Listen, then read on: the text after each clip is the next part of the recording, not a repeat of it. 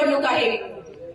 खरं तर ज्यावेळी सुप्रियाताई सुळे संसदेमध्ये शेतकऱ्यांच्या प्रश्नांवरती प्रश्न विचारत असतात, दूध नको त्याला भाववाढ मागत असतात, कांद्याच्या प्रश्नासाठी उभ्या राहत असतात, त्यावेळी सुप्रियाताई सुळे यांचं निलंबन केलं जातं।